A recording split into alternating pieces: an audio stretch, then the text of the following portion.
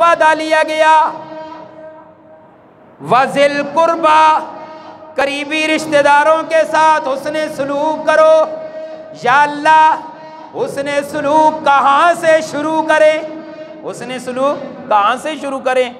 कितने रिश्तेदार होते हैं, कितने करीबी होते हैं, कितने दूर वाले होते हैं, मोहल्ले वाले होते हैं, और बहुत सारे होते हैं, गली वाले होते हैं, शहर वाले होते हैं।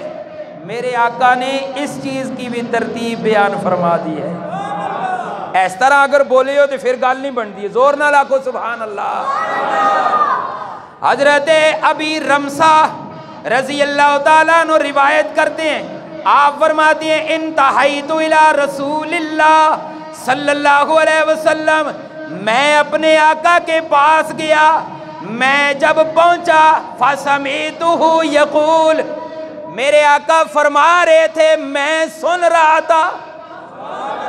कितना वो खुश नसीब साहबी है कि हुजूर बात फरमा रहे हैं, हुजूर गुफ्तगू फरमा रहे हैं, साहबी सामने बैठ के समात फरमा रहा है। साहबी फरमाते हैं, मैंने सुना आप फरमा रहे थे, लोगों बर्रा उम्मा का सबसे पहला हुस्ने सलूक, सबसे पहली नेकी का मुस्तहिक और हुस्ने सलूक का हकदार तेरी माँ है। सबसे पहला हुस्ने सलूक किसके साथ? जोर से, किसके साथ? माँ के साथ। और उसके बाद फरमाया व अबा का, दूसरे नंबर पर तेरा बाप, दूसरे नंबर पर तेरा बाप। ये मतलब नहीं है कि माँ के साथ उसने सलूक करो और माँ बाप के साथ नहीं, ऐसी बात नहीं है। बल्कि एक दफ़ा मेरे आका के पास एक सहाबी आए, अर्ज़ की, अल्लाह के महबूब अलैहिस्सलाम, मेरे ऊपर सबसे ज़्यादा हक किसका है? मेरे आका ने फरमाया, उम्मों का, तेरी माँ का। जाग के कहें सुभान अल्लाह। सहाबी फिर पूछते हैं, या रसूल अल्लाह, इसके बाद किसका है? आपने फरमाया सुम्मा उम्मों का, फिर तेरी माँ का। तीसरी मर्तबा पूछा, फिर किसका है? मेरे आका ने फरमाया तेरी माँ का। 3 दफ़ा फरमाया माँ का, और चौथी दफ़ा जब पूछा तो हुजूर ने फरमाया अबा का। चौथी दफ़ा हक तेरे ऊपर तेरे बाप का है। ये माना नहीं है कि बाप का हक कम है, बल्कि माना ये है कि माँ पैदाइश के अंदर जो दुख और तकलीफ़ उठाती है, उसका सिला अल्लाह ने माँ को ये दिया है कि 3 हक माँ के रख दिए हैं। और साथ ही फरमाया कि माँ के कदमों के नीचे जन्नत है और बाप तेरी जन्नत का दरवाज़ा है। माँ की कदमों के नीचे जन्नत है और बाप तेरी जन्नत का दरवाज़ा है। बाप नाराज, जन्नत का दरवाज़ा बंद, और माँ नाराज, जन्नत ही बंद। इसलिए माँ को राज़ी करो जन्नत के हुसूल के लिए, बाप को राज़ी करो जन्नत का दरवाज़ा खुलने के लिए। मेरे आका ने फरमाया पहला हक नेकी का, पहला हुस्ने सुलूक उम्मक, तेरी माँ, दूसरा अबा का, तेरा बाप, और चौथा तवज्जो, चौथा हक है मैं बयान करो लगे, दिल दियाँ खिड़कियां भी खोलो, कना दियाँ खिड़कियां भी खोलो, फिर शायद गल समझ आवे। जो जो जाग रहे हैं जरा जोर से कहें सुभान अल्लाह।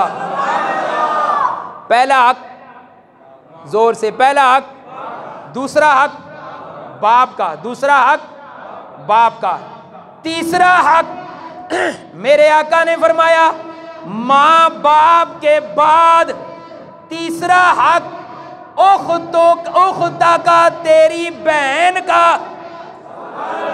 किसका? किसका? आज जिनको मुआशरे में कुछ समझा ही नहीं जाता, फरमाया तीसरा हक उख्ता का, तेरी बहन का।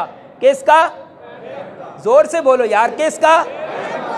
तीसरा हक भाई का नहीं फरमाया, किसका फरमाया? बहन का।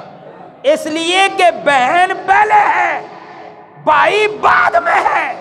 आज मुआशरे में मैं भी गौर करूं, आप भी करें, भाई का हम हक पहले समझते हैं, बहन का पता नहीं समझते हैं या नहीं। मेरे आका की ये हदीस जो है ये हमारे लिए है, इसके ऊपर हमने अमल करना है। तीसरा हक हुस्ने सलूक का, सिला रहमी का। मेरे आका ने फरमाया उख्ता का, तेरी बहन, बहन के साथ हुस्ने सलूक कर, बहन के साथ नेकी कर। चौथा हक व अखा का, अब तेरे भाई का है। चौथी जगह पे जाके भाई है, पहले माँ, फिर बाप, फिर बहन, फिर भाई। इस पे अमल करेंगे इंशाअल्लाह। जिनसे बहनें नाराज है ना, तो अल्लाह की कसम माँ बाप के बाद बहनों का हक है, माँ बाप के बाद बहनों का हक है, और बहनों के बाद भाई का हक है। अगर भाई बहनों को हुकूक देंगे तो फिर बहनें भी भाइयों के साथ हुकूक लेगी, इसलिए कि पहला हक बहन का है, दूसरा हक भाई का है। ये बात समझ आ रही है? जिसको समझ आई है जोर से कहें सुभान अल्लाह। मेरे आका ने फरमाया 4 हुकूक के बाद उसने सुलूक का 5वां रास्ता, सुम्मा अदना का, फिर इसके बाद जो करीबी रिश्ता है, 4 के बाद जो करीबी रिश्ता है, सुम्मा अदना का, फिर उसके बाद जो करीबी रिश्ता है, यानी पहले माँ, फिर बाप, फिर बहन, फिर भाई, उसके बाद जो करीबी, फिर उसके बाद जो करीबी, फिर ये सिलसिला चलता रहेगा। सिला रहमी बंद नहीं करनी, सिला रहमी बंद नहीं करनी। मेरे आका अलैहिस्सलातु वस्सलाम एक हदीस पाक के अंदर फरमाते हैं, हदीस कुदसी है। क्या है हदीस कुदसी? समझते हैं? अल्लाह फरमाते हैं। कौन फरमाते हैं? मेरे आका ने फरमाया कि अल्लाह फरमाते हैं। वाह अल्लाह, मेरे महबूब की क्या शान है, जरा जोर से कहें सुभान अल्लाह। मेरे आका फरमाएं तो सहाबा नकल करें, अल्लाह फरमाए तो मेरे आका नकल फरमाएं। मेरे आका की हदीस सहाबा बयान करें और अल्लाह की हदीस कुदसी मेरे आका बयान करें। मेरे आका फरमाते हैं कि अल्लाह ने फरमाया। अल्लाह क्या फरमाते हैं? शुहनतुम मिनर रहमान अर्रहीम, शुहनतुम मिनर रहमान, कि ये सिला रहमी अल्लाह के रहमान से ली गई है। अल्लाह का नाम क्या है? रहमान। अल्लाह का एक नाम क्या है? रहमान से रहम लिया गया है, रहमान से रहम लिया गया है। मेरे आका ने फरमाया कि ये सिला रहमी ये मेरे नाम रहमान से ली गई है। फ़क़ाल अल्लाह, अल्लाह फरमाते हैं ऐ रहम, अल्लाह का नाम है रहमान। अल्लाह सिला रहमी के रहम को मुखातब करते हैं और फरमाते हैं ऐ रहम मन वसाला की, जो तुझे जोड़ेगा, वसल तू हूँ, मैं उसको अपनी रहमत से जोड़ूंगा।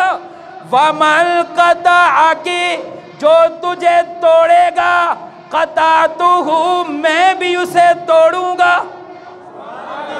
बात समझ आइए? अल्लाह फरमाते हैं जो सिला रहमी करेगा मैं अल्लाह भी उसके साथ सिला रहमी करूंगा, यानी उसको मैं अपनी रहमत से जोड़ूंगा।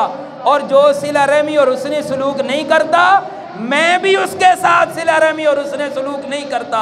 अल्लाह की रहमत चाहिए तो हुस्ने सलूक को आबाद करना होगा। जोर से कहें सुभान अल्लाह।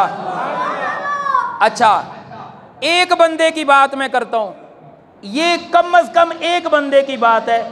जहां पे बहुत सारे लोग ऐसे हों, वहां का आलम क्या होगा, वहां का मसला क्या होगा, आप खुद अंदाजा लगाएं। हदीस पाक पे गौर करें। हजरत अब्दुल्ला इब्न अबी औफा रजी अल्लाह ताला अन्हु फरमाते हैं, समय तो मैंने सुना हुजूर से, मेरे आका फरमा रहे थे, ला तंजिलुर रहमा अला कौमिन, अल्लाह ऐसी कौम पे कभी भी रहमत नाजिल नहीं करता। अल्लाह ऐसी कौम पर कभी रहमत नाजिल नहीं करता। फीहिम कातिउ रहिमिन, जिस कौम के अंदर एक कतरेमी करने वाला हो, जिस कौम के अंदर एक बंदा कता रहमी करने वाला